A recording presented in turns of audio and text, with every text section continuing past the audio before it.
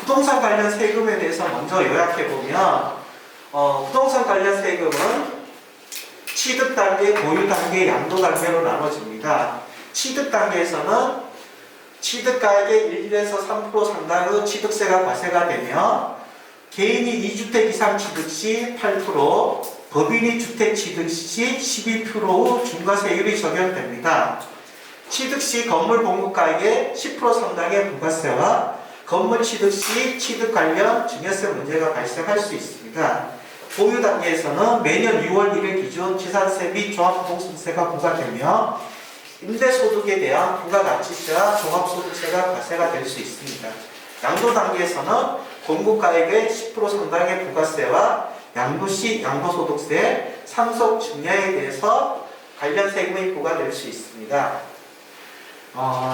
양도 단계에서 부가가치세와 양도소득세가 이제 과세가 되는데, 제가 신규 공무원으로 이제 근무하면서 제일 궁금했던 게, 왜 같은 건물에 대해서 부가가치세도 과세가 되고 양도소득세가 이중으로 과세되지 않냐, 이거 명백한 이중 과세가 아니냐고 상당한 제가 의문점을 좀 가진 적이 있었거든요. 그런데 이제 부가가치세는 본인이 낸 소득에 대한 세금이 아니라 거래세로 거래 상대방으로부터 징수하여 납부한 세금이고, 양도소득세는 양도차익, 즉 양도가액에서 취득한 소득에 대한 세금이므로 부가가치세와 양도소득세 개념에 대해서 확실히 구분하여 주시기 바랍니다. 그 다음에 여기 여러 가지 세금 문제가 있는데요. 여기서 제가 보기에는 가장 중요한 세금은 취득 시 취득 관련 증여세 문제가 일반적으로 제일 큰 문제라고 생각이 합니다. 그래서 취득할 때 보통 통상적으로 내가 가진 능력은 한 30억 정도밖에 안 되고 내가 원하는 물건은 한 50억 정도가 돼서 한 20억 정도의 부족액이 발생하는데, 그 20억에 대해서 보통 이제 가장 가까운 친인척이나 특히 이제 부모님부터 이제 차용을 하게 되죠. 그렇게 차용을 해서 부동산을 취득하다 보면 이제 항상 좀 찝찝하죠. 언제 이제 국세청에서 조사가 나올까 이렇게 항상 고민을 하고 있는데, 국세청에서 이제 그 증여세 선정 기준에 대해서 간단히 말씀드리면, 국세청에서는 매년 초에 내가 이제 우리 청에서는 증여세 대상 인원을 몇 명을 하겠다고 선정을 합니다.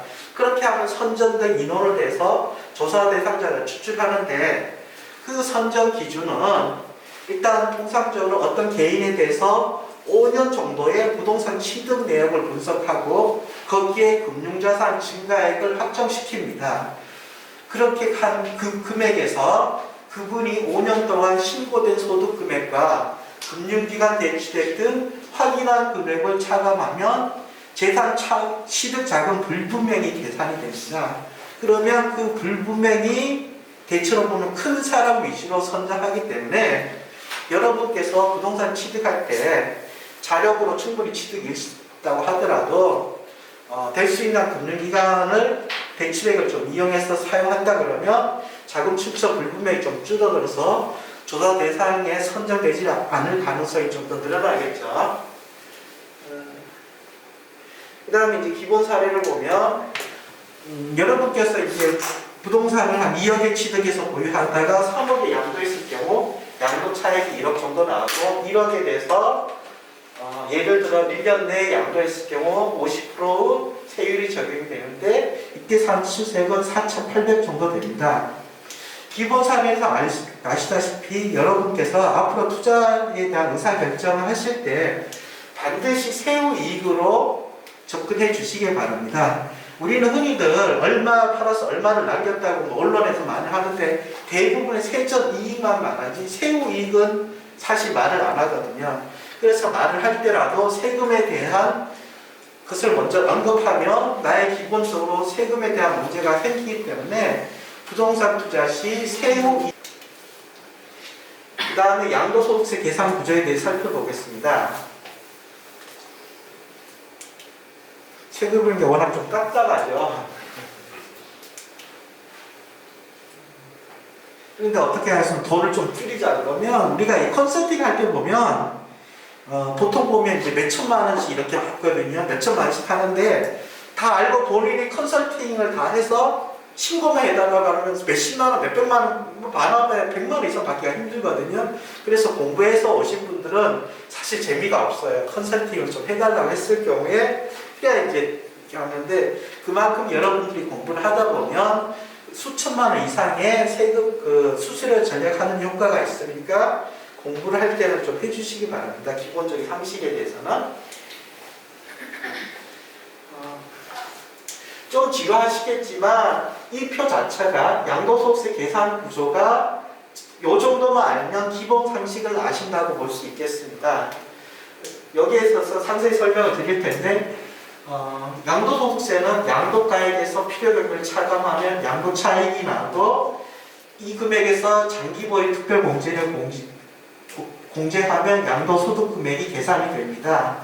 양도소득금에서 1년에 250만 원 공제를 해드리는데 그 후 양도소득세 과세 표준이 산출됩니다. 여기에서 세율을 곱하면 산출세율이 계산되고 이 산출세액이 여러분께서 말하는 양도소득세 납부세액이 일반적으로 되는 것입니다.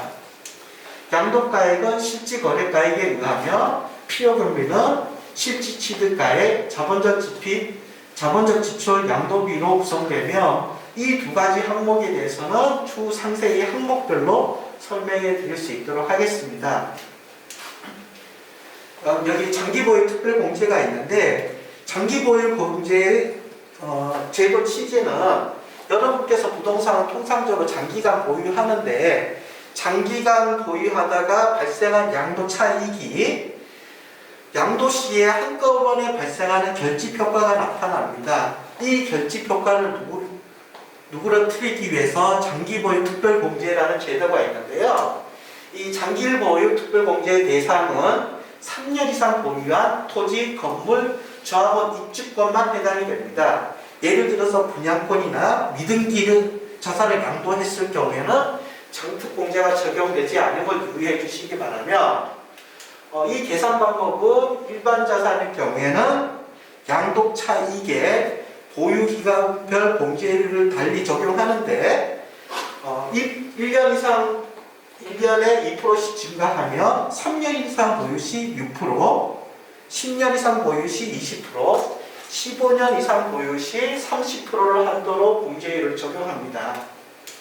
그 다음 1세대 1주택 공제율은 일반 자산과 좀 틀린데요.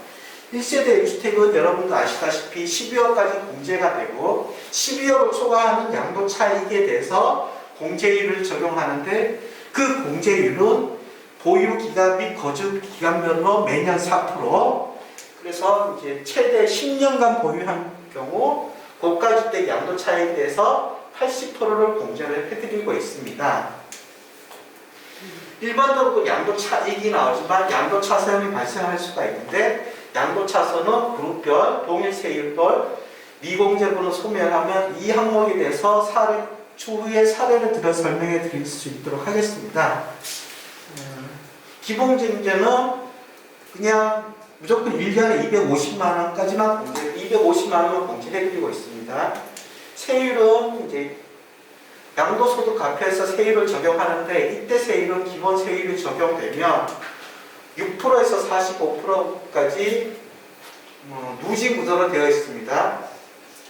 가세 표준이 1,200만 원 미만일 경우 6%, 10억 초과일 경우 45% 세율을 적용하며 단기 보유 후 양도시 페널티를 적용하는데 1년 미만 보유 시는 50%, 2년 미만 보유 시는 40%를 적용하며 주택 입주권에 대해서는 70%, 60% 세율을 적용하고 있습니다.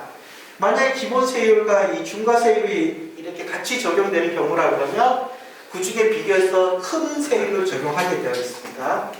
비산형 토지, 일반적으로 나대지를 말하는데 나대지의 경우 기본 세율의 10%를 추가 과세하고 있으며 조정지역 내 2주택자는 기본 세율의 여기 세율의 20%, 조정지역의 3주택 이상자는 기본 세율의 30%를 추가하여 과세하고 있습니다. 그다음 여기 추가해서 양도소득세 과세 대상은 토지, 건물, 부동산을 취득할 수 있는 권리, 상장 주식, 대주주 양도분, 비상장 주식, 회원권, 부동산 가다 보유 주식 등이 해당이 됩니다.